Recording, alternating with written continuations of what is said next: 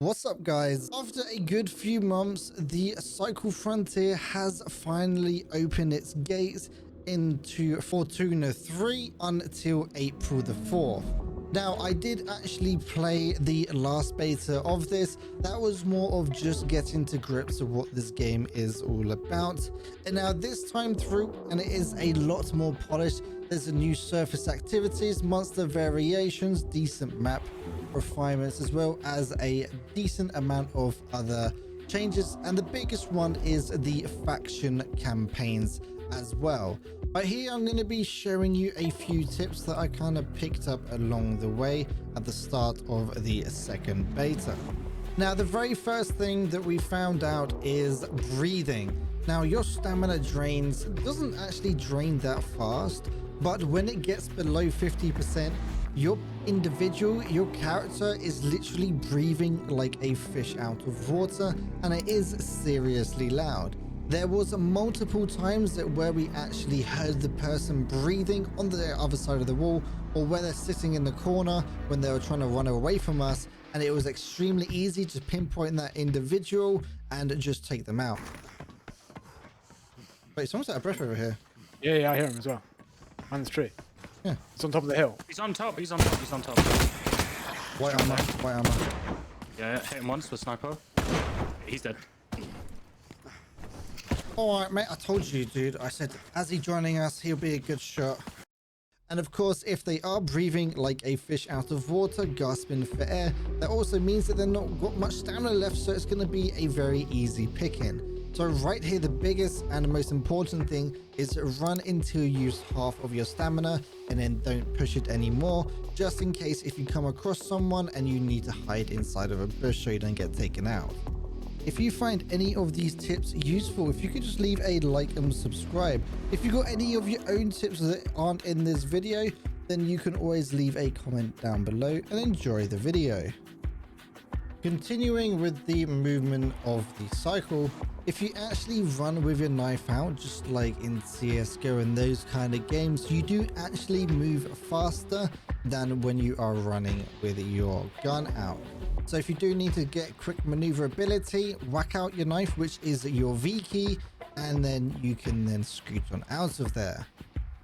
Talking about knives, when it does come to the knives, there are two different attacks you can do. A quick left click is just a quick slice, and then if you hold down your left click button, you can actually do a charge attack. Now, when it comes to being stealthy and you're a solo person, that charge attack can actually take down the striders in one hit, so you can stay stealthy.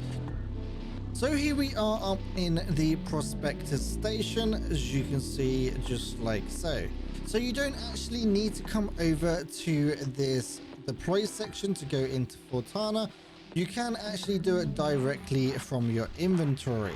So if you just put up your inventory just like so, and then on the left hand side you can see play, click on that, and then you can see it says deploy to Fortuna 3. Select whatever map you want to go into, and then just like so you can deploy directly into the game.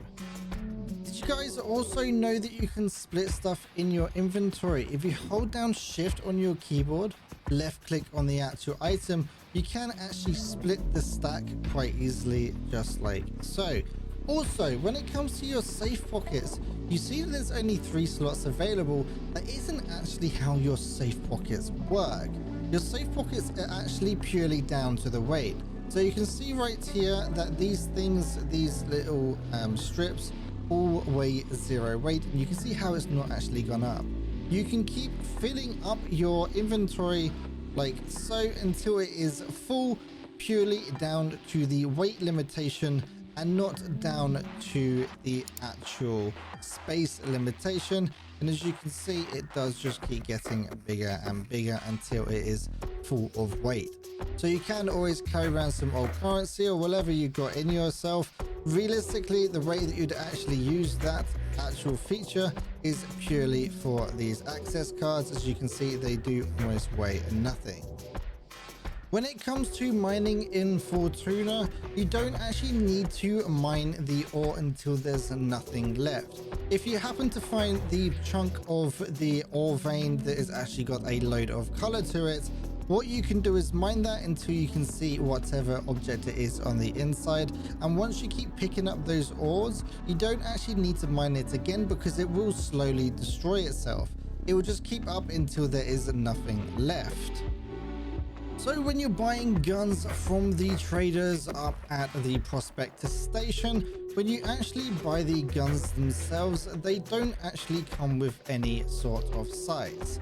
But you can actually buy sights for these guns. What you're going to want to do is head over to this guy in the middle called Stockpile, and you can see the quick shop.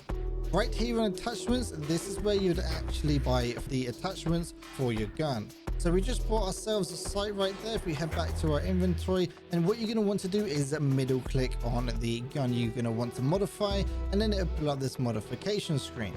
All you need to do is literally drag the sight onto the gun, or whatever object you have. You can just drag it directly onto the gun, and then you can't actually see it here, but when we do go into raid, you will actually see those attachments on the gun. So here we are in game. There are people dropping over, and as you can see, there is now a sight on my gun. And if you want to toggle your light, all you need to do is press your L key, and as you can see, it turns the light on. Just bear in mind that it doesn't actually blind people in this game. It is purely just to light up a room. You don't really see any benefits from it. When you are making your way around in this game, you will see these footsteps on the ground. What you're going to want to do is follow them. Sometimes they will be glowing, but at the end of these footsteps, there will be a present for you. Bear in mind where these footsteps come from. They are coming from the giant scary monster that likes to chase you around. But if we follow them all the way over here, you can see right here, it is a blue runner egg. So you get a lot of tasks where you need to kill mobs in certain areas. Now, most of the time there are not enough mobs in the area to actually get that task completed. What you can do is either kite the mobs closer to the area, and the way that you can cheese it is if your character is actually inside the area, you can actually kill the mobs that are outside the area, and it will count towards you doing your task. Hopefully you guys enjoyed these tip videos. If you did, I will be streaming this every single day over on the Twitch channel, twitch.tv/piranha_. Have a great day, and I'll see you in the next video. And a big thank you to all of my Patreons supporting me over on patreon.com/piranhatv. And a special thank you to Beansy. Without this kind of support, I wouldn't be able to do what I do.